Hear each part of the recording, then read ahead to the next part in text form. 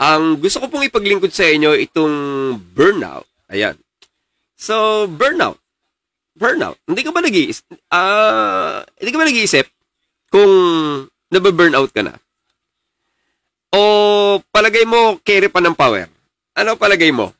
Kaya pa ba makipag-SOCMED? Or suko ka na? Or ayaw mo na? Anong feeling mo? Yung iba, okay, nakikipagbardagulan pa, pero yung iba, ayaw na eh.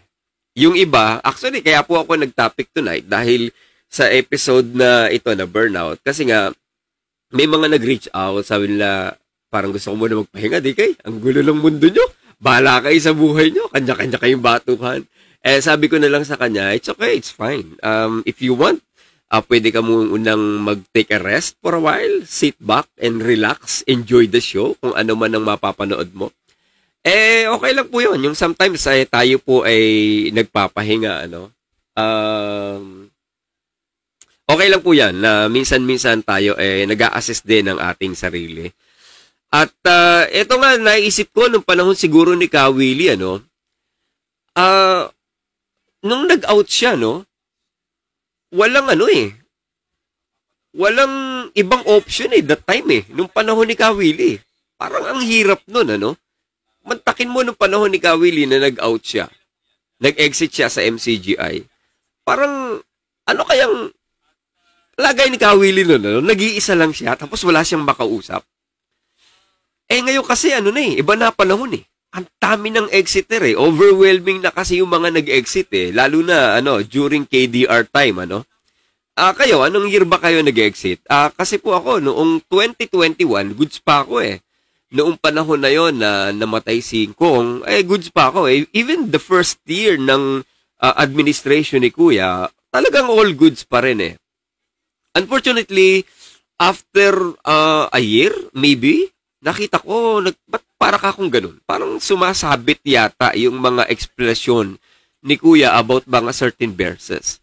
Kasi hindi tayo sanay noong napupuntusan yung ating mga napapakinggan, lalo na sa panahon ni Bes, Pero parang, siyempre, as a worker, teka lang, parang contradict ito sa turo ni Ingkong Diba? Hindi ka naman maka-Ingkong that time, Ang prinsipyo lang na naitawid sa'yo or namana mo kay Bes, teka, mali yun Iba yung sa at saka nang. Magkaibang gamit yun Saka bakit parang nagiging out of context yung mga itinetexto ni Kuya?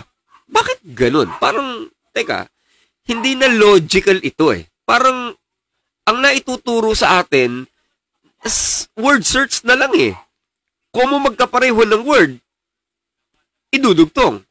Pero magkaiba kasi yung idudugtong mo, yung magkapareho ng word, sa talagang reality. Oo, pareho siyang tenga. Tenga siya ng pusa, pero yung isa, tenga naman ng elepante yun Huwag mo namang idugtong yung tenga ng elepante doon sa tenga ng pusa. Ba, hindi po pwede yun. Ang laki ng tenga ng elepante. At ang liit naman ng tenga ng pusa, pagka ipinagpilit mo yung ipinagtagpo, hindi po pwedeng ganon. So, nung mapansin ko at ma-realize ko, teka, mukhang nagwo-word search na lang yata yung mga napapakinggan ko ngayon. That time, naisip ko na, nagkakaroon yata ng problema, Pero pilit natin ginagamot yung sarili natin dahil alam natin mali yung nararamdaman natin. Teka lang, mali itong nararamdaman ko na to, hindi tama to. Bakit parang nagkakaroon ako ng ibang diwa or ibang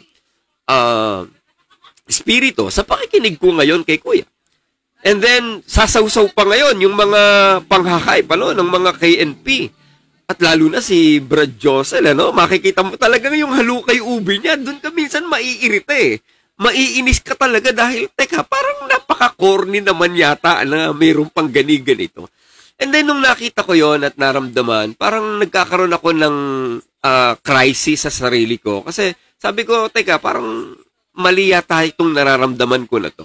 Hindi na yata tama itong nararamdaman ko na to sa sarili ko, And then that time, nakausap ko nga si Paring Brooks.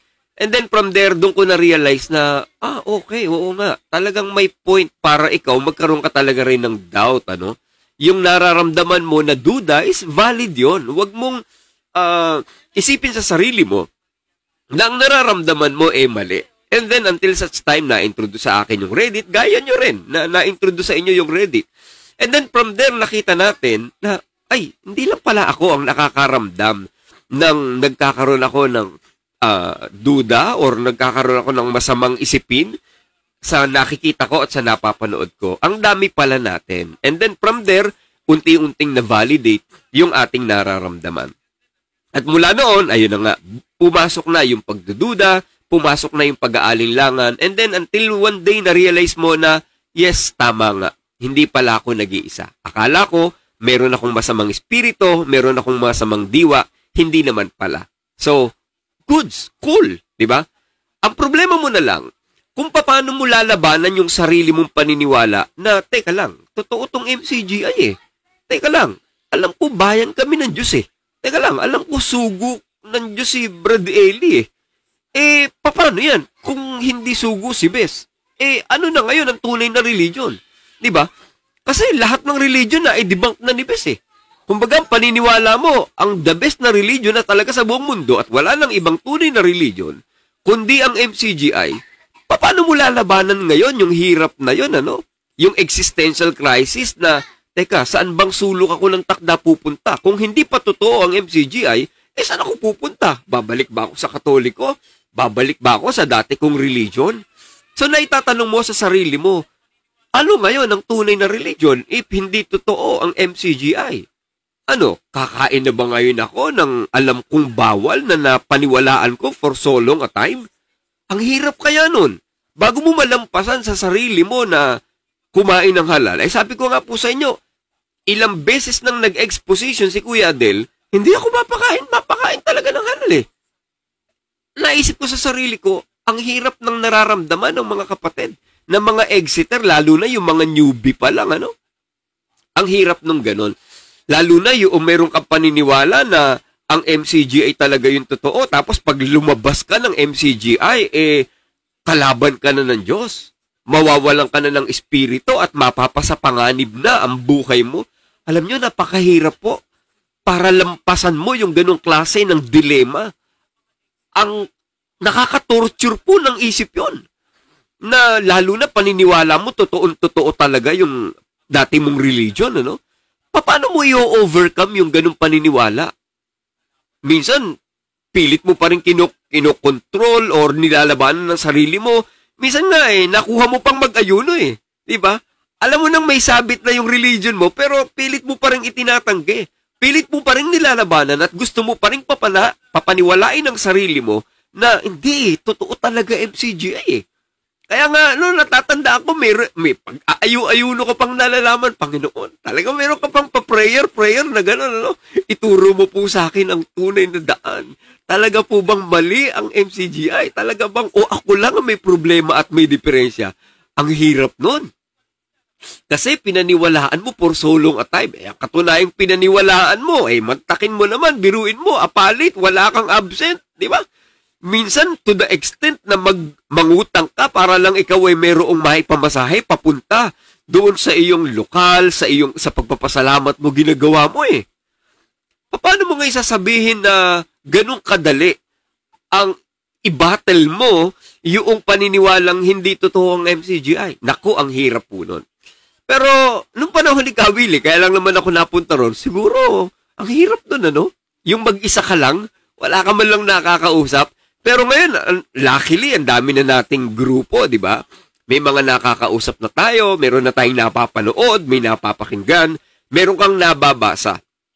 Ayun, ang dami ng avenue. Meron ng Reddit, may iba't ibang mga personalities na nandyan nagsasalita live on air. So, may mga iba-iba ng viewpoint at may mga iba-iba ng mga options na pwede kang mapakinggan. Pero, reality shows, iba-iba po ng perspective. Dati, sumigaw ka noong nag-out ka ng MCGI. Well, I'm now free at last, di ba? Nasabi mo sa sarili mo, okay na ako, nakakawala na ako. I'm now free at last. Pero, ngayon, nagkakaroon ng tanong yung iba eh. Teka, free na nga ba talaga ako? Okay na nga ba talaga ako?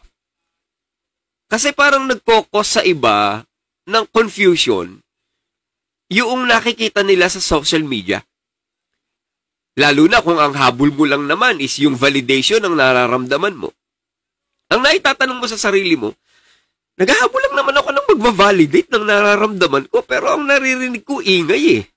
Ang naririnig ko, gulo. Ang nakikita ko, away. Batuhan dito, batuhan doon. Parang, am I really free? Bakit parang ang na-experience ko ngayon is iba doon sa expectation ko? And maybe you are now experiencing toxicity. Yun bang nasasabi mo sa sarili mo na, teka lang, anak ng pating, oo. Parang nasusuya na ako dito sa mga post na napagkikita ko. Nasusuya na ako sa inyo, DK. Parang sa halip na ang maramdaman mo is peace of mind.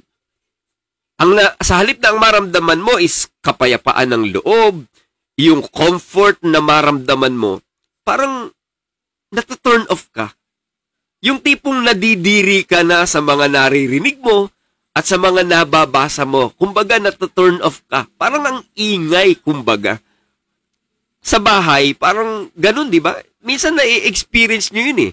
Sa bahay, yung meron kang mga kasama, tapos maingay, tapos nag-aaway, kapatid mo, ate mo, nanay mo, tatay mo, nagsisigawan, samahan mo pa ng ingay ng kapitbahay. Dun sa mga punto na yun, na para bang exhausted ka na, yung mga puntong sawa ka na, yung to the point na nabubuisit ka na, pagod ka na emotionally. And pagka sa mga tiyempo na ganon, darating ka sa point na ang mararamdaman mo is hinanakit. Yung ang mararamdaman mo na is may mga hugot feelings ka na, yung dismayed ka na, yung dismayado ka na, parang ang naramdaman mo sa sarili mo is you feel betrayed. Parang bigo ka. Galing ka na nga doon sa previous religion mo na parang, teka lang, akala ko okay na ako, pero ba't ngayon ang nararamdaman ko, nagiging toxic yata. Parang I'm fed up. It's overflowing stress na ang nakikita mo. Pagka gano'n na ang nararamdaman mo, maybe it's time for you to turn off muna. Sa mga gano'n na punto na nararamdaman mong parang wala ka ng gana, yung wala ka na ring tiwala sa mga naririnig mo, then maybe you're done. Ayun. Kumbaga, burn out ka na. Di ba? Ang bigat, Basahin ko nga itong mga comment ng mga nandito, sabi dito, sabi ni Bong Caballo, ang totoo, laya yung pagtanggap na nakulto ka mula ng una. Pag may iniiwasan ka, mahagip na bahagi, it means kulong ka pa din. Sabi ni Albert Balisbis, break time. Si Franco sabi niya, ganun din po ako, mas lumawak din po yung pangunawa ko, mas naging bukas ako sa reality. Sabi ni Ate Lily Imotera Vlog, ito ba si Ate Lily? O, Ate Lily, good evening May yung mga nag-aaway na yan, mga kulang sa aruga at tiki-tiki nung bata. Oo nga Malagay ko nga, siguro kulang ako sa tiki-tiki. Kasi pinainom lang sa akin ng nanay ko yung amblang ng sinaing yung iba siguro, ang mga napag-iinom noong araw, talagang bona-bona kid. Wala kami, hindi uso-uso yan. Sa tiki-tiki, di ko man yata natikman yan. Basta kami, amblang ng sinaing, okay lang. Pero normal lang naman po talaga yan. Pero sa mga punto na ganito, na parang turn off ka na, parang wala ka ng ganang makinig sa iba, yung ang bigat na ng nararamdaman mo, maybe ito yung tipong paggising mo, alam niyo yung ganon? Yung tipong paggising mo, yoko nang magsukbed, kakabuisit lang. Di ba ganon, kasi mayroong mga tao, ganon Yung mga tipong paggising nila, mag-aabang ng bagong screenshot di ba? May mga tipong ganon Yung mga taong talagang bumabad sa sockbed, Talagang, pagbukas ng Facebook, hahanapin niya yung kanyang pastor at obispo ng kanyang kaluluwa, Hahanapin niya yung kanyang, ano kaya post nito? Ano kaya post ni ganire, di ba? Pag-scroll mo, meron na naman bagong live, nagrarant na naman, Kaya kumbaga, bago mo pa maubos yung iyong salabat, bago mo pa maubos yung kape mo sa kahihigop, abay burnout na burnout ka na. So, if you're like that person na you're just only looking for words of comfort, yung gusto mo lang sanang makahanap ng kapayapaan, ang naririnig mo'y ingay at perspective ng mga magkakabilang panig na hindi magkasundo, well, this time, maybe this episode is for you. Maybe itong episode na to ay makarelate ka. So, let's pause and ponder for a while. Baka kasi ang tunay na hinahanap mo, hindi naman sigawan. Baka ang hinahanap mo, yung magbibigay sa'yo ng kapayapaan. At ito ang aming offer sa inyo, sa aming program for tonight, Pause and Ponder, new season na po kami. Move forward na from next chapter, from Lost and the Dark Knight. Pause and Ponder naman po. A disclaimer lang po intended po itong podcast na ito sa mga taong gustong mag-isip. Pasintabi lang intended to sa mga taong open-minded, sa mga taong gusto na mag-assess. Hindi po ito para sa mga individual na naghahanap ng maipupuntos lang, sa sinasabi namin. But of course, bashers are welcome. But sa mga bashers siguro, well, try to assess yourself. Maybe you're not being helpful sa mga taong gusto naming i-reach out, na itong mga taong ito, they prefer to have a peace of mind at self-reflection. So, again, disclaimer lang. Maitanong nyo kung bakit ko ito nasasabi, Kasi pansinin nyo mga madlang people. Lahat kasi tayo maaari na experience natin yung ganitong setup Siguro lahat naman kayo naka-experience na makipag-argumento, Sino ba sa inyo walang nakaaway? Taas nga ang kamay. Sino ba sa inyo yung sa sobrang bait, lahat kasundo? Palagay ko naman po, once upon a time of your life, meron naman kayong naka-argumento, di ba?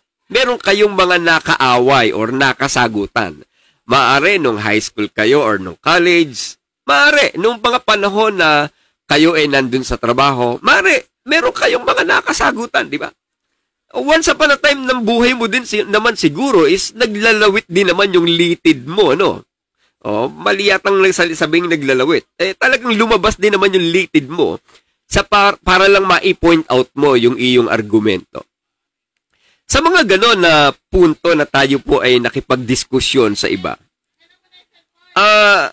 lalo na yung alam mo that you are on the right spot, you never give up Lalo na alam mo yung ipinakikipaglaban mo, di ba? Di ba totoo yun, Pero pansinin niyo po ito. Meron bang amount of words na makakakumbinse sa isang tao kapag naka-instill na sa puso at isip ng isang tao ang gusto niyang paniwalaan? Ayun. Let's pause and ponder for a while. Pagka ang kakausapin mong tao, naka-instill na, nakatatak na sa kanya, nasa puso niya na, nasa isip niya na yung gusto niyang paniwalaan. Trust me. At kayo rin na magsasabi, kahit anong paliwanag, kahit gaano ka-logical, kahit gaano ka makatotohanan ang sinasabi mo, lahat ng lalabas sa bibig mo wala nang saysay Bakit? Kasi yung kausap mo, wala namang intensyon na talagang umunawa You are just wasting your time and effort. Bakit?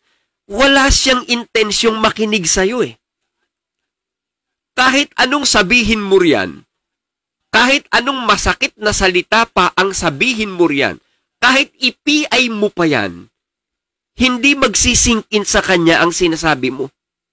Kahit sabihin mo sa kanyang, ano ka ba? Idilat mo naman ng mata mo. Bulag ka ba? Kahit anong salita ang sabihin mo, kahit anong magic pa ang sabihin mo, siguro kahit ipatawas mo pa yan, ipakulam mo pa yan, hindi yan maniniwala sa'yo. Bakit? Kasi nakatatak na kasi sa kanya yung gusto niyang paniwalaan. Wala siyang intensyon na umunawa, wala siyang intensyong makinig. Maririnig ka niya dahil meron siyang tenga. Pero wala siyang tengang uunawa sa sinasabi mo dahil wala siyang intensyon na magtimbang ng mga pangyayari. Tandaan nyo, ang paliwanag po ay mayroon lang halaga o value kung bukas ang isip ng taong pinagpapaliwanagan mo. Minsan nga, eto ang totoo. Di ba meron tayong kawikaan, walang katagang sabi sa marunong umintindi. Di ba Diba totoo naman yon? Wala naman talagang katagang sabi sa marunong na umintindi. Pero may mga tao, kahit gaano pa kahabang pasyon ang basahin mo, hindi ka niyan maiintindihan dahil close-minded yan Ayaw niyang umunawa. Ayaw niyang makinig. Kaya, anong effort pa ang kailangan mong gawin? Kapag ang kaaway mo, ayaw nang makinig sa'yo. Ang sasabihin mo, wala na. Tapos na usapan. Finish na, ika nga, Wala na. Finish na. Finish na. Dahil, para ano pang punto para makipagtaltalang ka? Ang gusto ng kausap mo, yung kanya. Gusto mo iyo. Sino ang susuko? Pag walang sumuko, pareho lang kayong parang nagtatahulan sa isa't isa hanggang sa mapaos kayo, pareho lang kayong talo. Diba? Tapos na laban. Wala na. Wala na. Finish na. Finish na. Di ba ganun Ayan. Kaya sa mga punto na merong kang kabangil-ngilan, ang tawag po rito sa amin sa Batangas bangil-ngilan Sa mga punto na ganyan, wala ka nang magagawa kundi ipagpasa Diyos mo na lang ang lahat. Ang sabihin mo na lang, ay, Diyos ko, Lord. Ayan, Diyos ko, Lord. Ano ba itong kausap ko? Ay, Diyos ko, Lord. Ay, Diyos ko, Lord. Ako na lang nang ako ang mali. Ang bihirang pating. Tama kayo. Ako na mali. Oo, ako na lang lagi nang ako ang mali. Pagka mga ganun na ang kausap mo, wala nang sense, okay lang yun. Magpahinga ka na lang. Ang gawin mo, pumunta ka na lang doon sa banyo at mag-self-reflect. At tanong mo sa sarili mo, bakit ba ganito ang mga tao sa mundo? Ayun. Bakit hindi naman mahirap intindihin ang isang simpleng bagay? Bakit nagiging komplikado ang napakaraming bagay? Well, ganun talaga. Kasi sa mundo, hindi lahat ng tao mapiplease mo. Kaya po, again, etong sinasabi po namin sa inyo is intended sa mga taong bukas ang pangunawa, sa mga taong nakahanda na umaksep ng reality ng buhay. Ayan. Magiging maiksi po itong aking discussion for tonight dahil ang bihira, do or die ngayon ng Hinebra at saka ng SMB. Ang bihirang pating, Ito kasing si Ate Ashley. Kala ko maglalaylo na sa Sokped hindi pa pala maglalaylo, hindi naman si Ate Ashley lang. Marami po kasi ako nakausap nitong nakaraan na sabi nila, gusto mo muna lang magpahinga. Nararamdaman ka kasi burnout na yung iba kako, may laban ngayon ang Hinebra at saka ang SMB, do or die. Kaya magkakating classes ako. Saglit lang itong podcast na to. Ang ibig ko lang sabihin, kung ikaw yung isang klase ng burnout, and when you feel like emotionally, or mentally, at lalo na sabihin natin spiritually drained ka na, parang wala ka nang makitang stand kung saan ka ba talaga susuot. Sa mga simpleng pagod na ganito, yung bang nasasabi mong, teka muna, parang ayoko na. Parang sawa na ako. Parang wala na akong pake. Sa mga ganyang burnout ka na, sinasabi na ng katawan mo, it's no longer healthy. Nawawala ako sa focus Si Earwolf, sabi, lamang daw ang Barangay Hinebra. Bira, oo. Sa mga punto na, sa mga punto na ganito, na hindi na healthy, at nasasabi mong enough is enough, siguro, maganda, ang gawin mo nga talaga muna is mag-stop sa social media. Yung wala ka munang FB page o FB account na i-maintain, maaari messenger, okay. Yung mananahimik ka muna for a while. And maybe it's a sign na nababurnout ka na nga. Kasi naramdaman ko rin yan siguro a week or 2 weeks ago. Yung bang parang wala ka nang ganang makialam, narinig mo yung sinabi ni ganito. pag-tune in mo dun sa kabilang channel, yun naman yung sinabi ni ganun. Parang dumating ka sa point na wala ka nang ganang makialam, ano? Parang pakialam ko sa inyo. Bahala kayo sa buhay nyo, ano? Sa mga puntong ganon, yung dati passionate ka, no? Yung dati interested ka sa mga nababasa mo, interested ka doon sa mga post, sa mga comments, sa mga podcast, pero parang bigla mong gusto nang i-unfollow yung mga subscription mo sa isang page, ano? Sa mga ganon na nararamdaman mo, ibig lang sabihin nun, unti-unti ka nang nabe-burnout. Yung emotional mo nang nararamdaman yung suka. Emotional ka na nararamdaman mo yung inis. Alam mo, may nakita ka, narinig mo. Parang okay. Dati interested kang makinig eh. Pero ngayon parang yung maririnig mo na kung ano man yun or mababasa mo, nauuwi lang sa hindi maganda. Yung wala ka ng tiwala sa kahit kanino, parang lahat ng tingin mo ay may mga hidden agenda. Isang ibig lang sabihin yan, you are now emotionally stressed at nabe-burnout ka na. Lalo na pagka ang nararamdaman mo, ano ka na, parang, bato? Kala ko, makakasumpong ako rito ng mga padrino. Pagka sa mga puntong gano'n, ano, nawawalan ka na ng trust, even doon sa nagsasalita. Ang resulta ng pakikinig mo ay, ano ba, drama na lang ba talaga kayo? Issues na lang ba talaga pinag-uusapan nyo? Chismis na lang ba talaga pinag-uusapan nyo? Nagiging parang telenovela na lang ang dating ng mga napapakinggan ko. Yan ang resulta na ikaw na talaga is emotionally stressed or burnout na. Nawawala na yung clarity, kumbaga. Yung hinahanap mo na katotohanan, parang, teka, ito na yung nakikita ko sa SOCMED, parang ayoko nitong mapakinggan.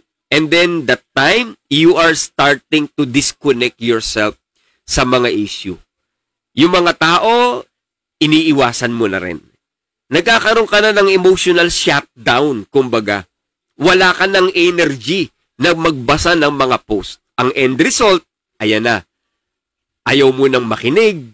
You decided to deactivate your account. It is simply because, and there's nothing wrong with that. It is just simply because maybe you're a kind of person who genuinely wants to heal. Ikaw lang siguro yung klase ng tao na you really just wanted to have a safe space. And you just wanted freedom. Ayaw mo ng ingay sa himpapawid. Unfortunately, sa nakikita mo sa social media, nangingibabaw sa mind mo yung mga personal vendettas rather than comforting words. Kaya, naririto kami sa inyo, mag-aalok sa inyo ng bagay na mapag-iisipan nyo. At hindi kita masisisi tungkol dyan, Dita Pak. It's all okay kung yan ang nararamdaman mo. Mari nakakaranas ka lang ngayon, right now, ng compassion fatigue, yung pagkapagod mo dun sa compassion mo doon sa mga taong nakakasama mo or pinakinggan mo, yung parang tipo kang, alam mo yon, parang kandila kang nauupos sa kakapakinig sa mga hinanakit ng iba. Parang nafe-feel mo na ang naririnig mo is rant na lang ng mga tao. Mga sentimiento di asukal na lang na hindi na nakakatulong para sa pag-grow mo. Yung mga taong ini-expect mo at pinagtitiwalaan mong makakatulong sa'yo. Yung mga post na sa palagay mo is makakatulong sa'yo para mag-heal, ang nakikita mo sa kanila, negativity. Sa halip na compassion ng ma-feel mo, nauuyam ka na. Eto na naman. Wala na bang iba? Kumbaga, ang lagi mo nang nakakain, gulay. Puro na lang gulay, puro na lang gulay. Sabi nga nung batang napanood ko doon sa isang post, aba tatay, ang ulam naman natin ay gulay na naman. Abay, sasabihin mo na naman sa akin, tatay, na pampahaba ito ng buhay. Abay, tatay, magkarne naman tayo. Baka di na tayo mamatay. Di ba ganun, ano? Ewan ko kung napakinggan yun. Kung napanood niyo yung post na gano'n, natutuwa ako dun sa bata na yun. Sabi ng bata, tatay, aba, ano bang ulam natin? Gulay. Abay, gulay na naman. Abay, magkarne naman tayo. Baka hindi na tayo mamatay. Sabi ng bata, ano? Kasi nakakauyam nga naman. Pagka puro na lang kinakain mo, gulay na lang ng gulay. At ang sasabihin sa'yo ng tatay mo, maganda yan, anak. At yan, pampahaba naman ng buhay, ano? Ayun. Pero pagka nga naman gulay na lang ng gulay, mauumay at mauumay ka. Kaya nga sabi ng bata, abay, tatay, pambihira ka naman. Abay, kumain naman tayo ng karne at baka tayo hindi na mamatay. Ayun. Natatawa lang naman ako doon sa sinabi ng bata. Kaya, ang ibig ko lang sabihin, pagka ang napapakinggan mo, puro na lang yan, puro na, nakakaumay ho talaga yan, di ba? Sabi nga rito ni Lily Motera Vlog, mag-shot puno ka red wine DK. Kapag ganun po, stress ka na. Ayun. Tapos mag-gym ka after noon, mararamdaman mo ulit, gusto nang magbalik, mag-share uli, dahil meron ka ng kaloob na po na makapaghiling sa mga exiters. Ayan. Natawa tuloy ako dun sa gulay na yun. Natawa ako dun sa post na yun I-share ko ngayon. Abay, tatay, abay, puro na lang tayo gulay. Abay, magkarne naman tayo, baka tayo di na mamatay. Ayun. Tama nga naman ho yun. Nakakaumay nga naman pagka ang napapakinggan mo, ayun na naman. Ang topic nyo, yun na naman uli. Ang topic mo, yung tao na naman na yun. Ang topic nyo, eto na naman. Nakakaumay. Wala na bang iba? Ayun. Sa mga punto ng ganon, well, hindi namin kayo masisisi. Talagang dumarating yung compassion fatigue. Minsan, gusto mo sanang magkaroon ng compassion sa kanya, pero nauumay ka na rin kasi laging yon ang naririnig mo. Kaya yung trauma, na naramdaman mo sa pag-exit mo sa isang religion, akala nyo ba yung trauma na yon tapos na? No. Paglabas mo, extended yung trauma na yon. Na-experience mo yung another world of trauma kahit exit ka na. Bakit? Kumbaga yung energy is totally nadidrained na sa pagkatao mo. Bakit? Yung boundaries mo nagko-collapse. Nakakaranas ka ng vicarious trauma. Yung tipong hindi ikaw ang involved, hindi naman ikaw yung concern, pero apektado ka emotionally sa drama ng iba. Di ba ganun, no? Hindi naman ikaw yung involved Ang nag-aaway silang dalawa Di ba? Hindi naman ikaw yung kaaway Ang nag-aaway silang dalawa. Ang nag-aaway si ganon at saka si ganire. Naririnig mo yung away nila. Hindi ka involved dun pero ikaw yung nadidrain. Bakit? Kasi yung boundaries mo nagko-collapse. Kumbaga, yung limitation mo bumabagsak. Nadidrain yung energy mo. Nakakaranas ka nung tinatawag nilang vicarious trauma na hindi ka naman kasama dun sa away na yon, hindi naman ikaw yung concern, apektado ka emotionally sa drama nung mga nag-aaway sa paligid mo. Yung away nung post ni ganito, yung away ng post ni ganire, ang nararamdaman mo, anong klaseng drama ito? Parang hindi ka naman kasama sa away nila, Pero parang ikaw yung nadidrain, ang tawag po nila riyan, vicarious trauma. Yung nai-stress ka sa bangayan. Yung nai-stress ka sa away, hindi naman ikaw yung kaaway, pero parang feeling mo, gusto mo silang paghambalusin Yung parang pakiramdam ko mo, magsitigil nga kayo, talaga na, parang ganun, Kaya pagka ganun ang nararamdaman mo, kapatid, at yun ang nararamdaman mo, ang sabihin mo na lang sa sarili mo, at lalo na kung ikaw ang sinisiraan, abay, wag mo na lang pansinin.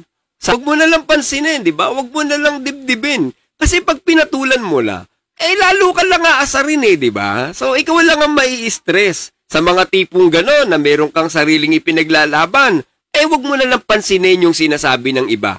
At wag mo na lang pansinin yung mga napapakinggan mo. Ang gawin mo na lang, kapatid, at tuloy ka lang. Wag kang makalimot.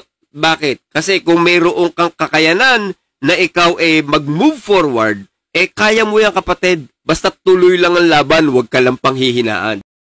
Sa mga tipong ganyan, na nai-stress ka na sa bangayan, Sa mga tipong ganyan na ang feeling mo is ikaw yung nang apektado at itong mga nagbabanggaan ay gusto mong pag-umpugin ang ulo, ibig sabihin yan, nasa panibagong trauma ka na naman na na-experience mo, kapatid.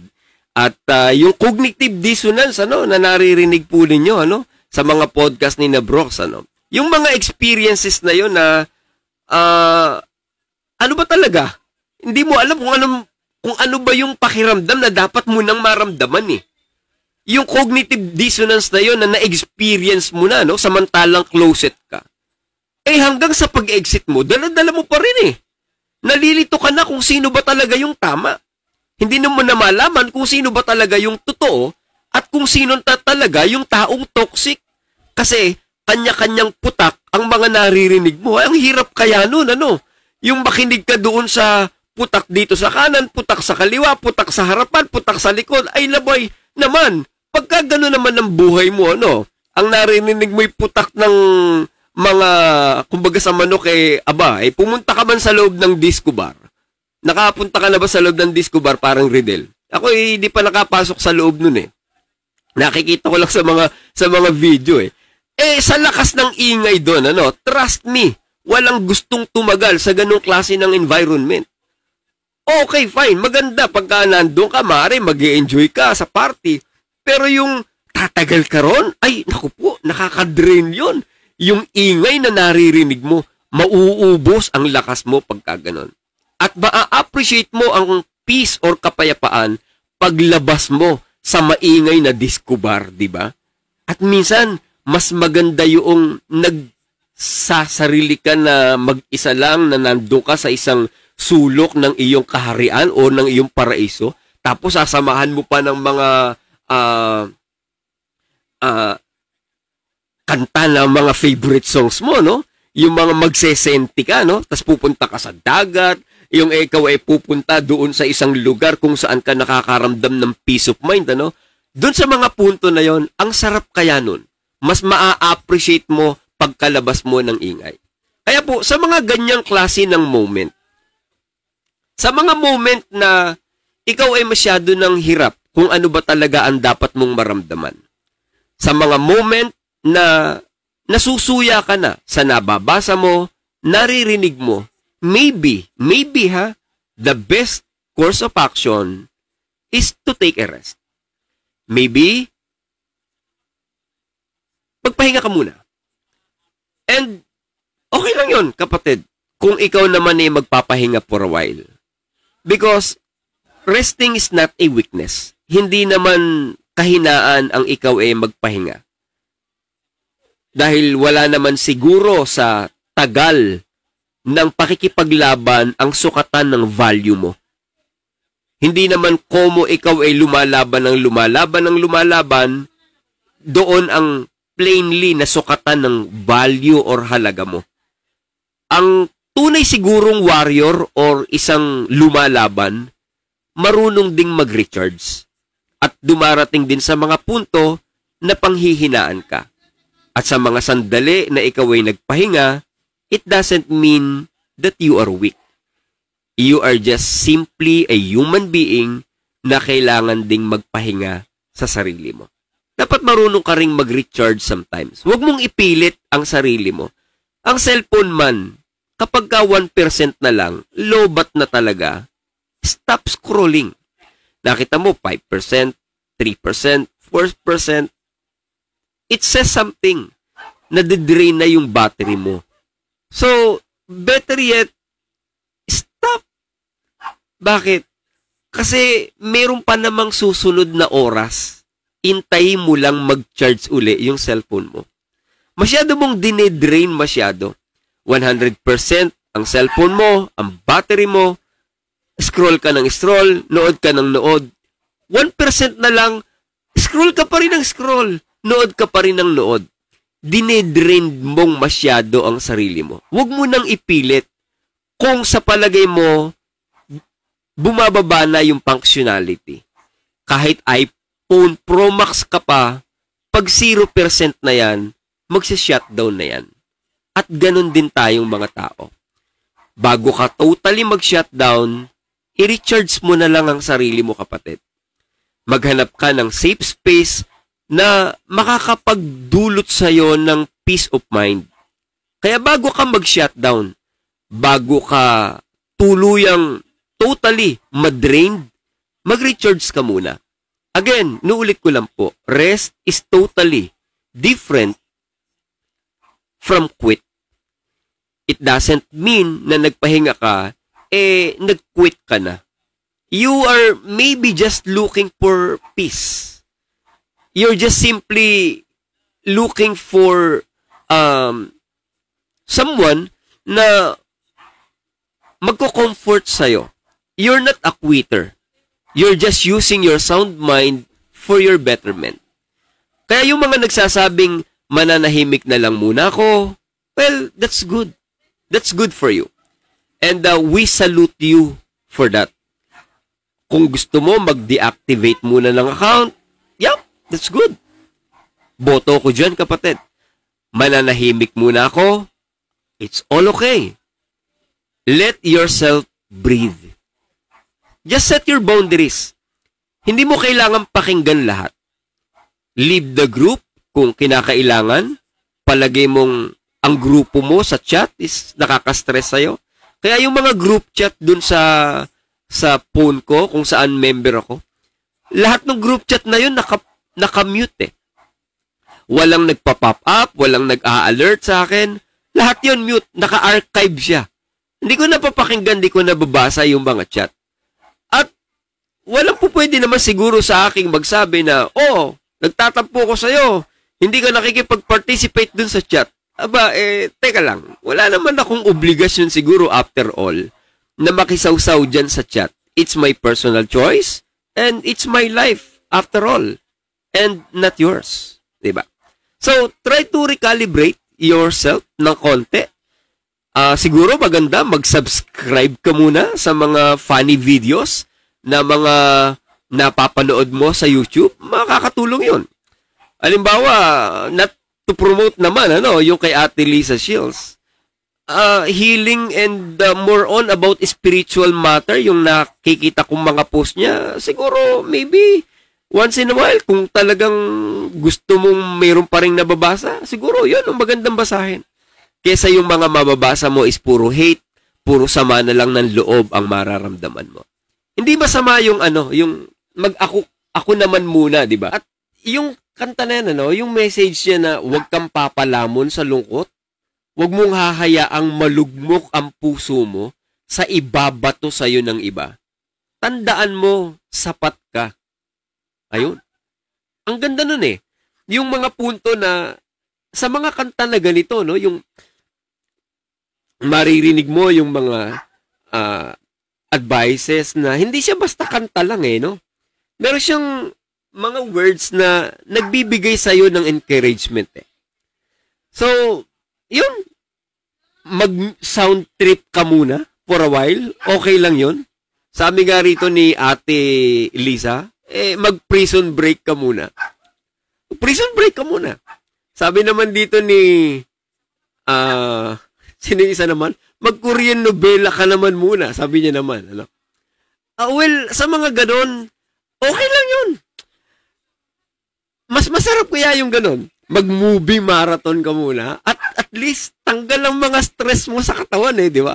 Tanggal ang sakit ng tenga mo sa mga naririnig mo Kumbaga, hindi ka masyadong nauumay. Masyado ka kasing natotoxic na sa sarili mo, di ba? So, Korean drama is my comfort zone. Sabi naman ni Park Min-young, di ba?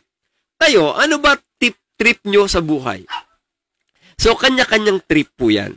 So, sa mga panahon na burnout ka na, nawala ka ng comfort na nararamdaman or happiness sa mga nababasa mo at sa mga naririnig mo, sa mga punto na pagod ka na sa ingay ng mundo. Ayun. Ayun. Sabi ni Pilisardo Azucena, sa mga punto, napagod ka na sa ingay ng mundo. Sa mga sandali na yan na ang nararamdaman mo, maybe it's time to contemplate. Maybe it's time to reclaim your peace. At sabihin mong, hindi lang ako nag-iisa. Marami ako ngayon sa mode na ganito. Naka-hibernate, ika nga. Kasama ko si ganito, kasama ko si ganire. Siguro okay lang yun. Maghanap ka ng someone na sa palagay mo is nagiging padrino mo, yung kapwa mo na komportable ka na nakakausap mo. Sa mga ganon na tiyempo, that's okay. Again, hindi ka mahina, kapatid. Maingay lang ang paligid mo. Yun lang ang kahulugan nun. You are not weak. Hindi ka loser. Maingay lang ang napapakinggan mo right now. So, the best thing that you can do, sarili mo muna intindihin mo. Hanapin mo yung bagay na magbibigay sa'yo ng kapayapaan. And with that, we would like to conclude our episode for tonight. Tandaan mo, marami kang kasangga, marami kang kapwa mo exeter, hindi ka nag-iisa. At kung gusto mo ng someone na makakausap, nandyan yung mga taong sa palagay mo, madaling i-reach out. At pwede kang huminga sa kanila. For a while, okay lang yun, kapatid. Mag-deactivate ka muna, pahinga ka muna sa mundo ng ingay. Mas magandang mabuhay ng may kapayapaan kesa sa mabuhay kang pinipilit mo ang sarili mo, baka madrink ka lang. Kaya sa lahat ng mga nakinig ngayon at nagtiyaga, kahit wala si Parang Ilyos, isang bagay lang po ang iiwan namin sa inyo. Find peace para sa buhay mo, sa kapakanan ng sarili mo. Huwag mong ipadikta ang buhay mo sa gusto ng iba. Ikaw ang may-ari niyan, ikaw ang magmaneho ng buhay mo kung saan ka mas komportable. Magandang gabi po, ako po si Logix.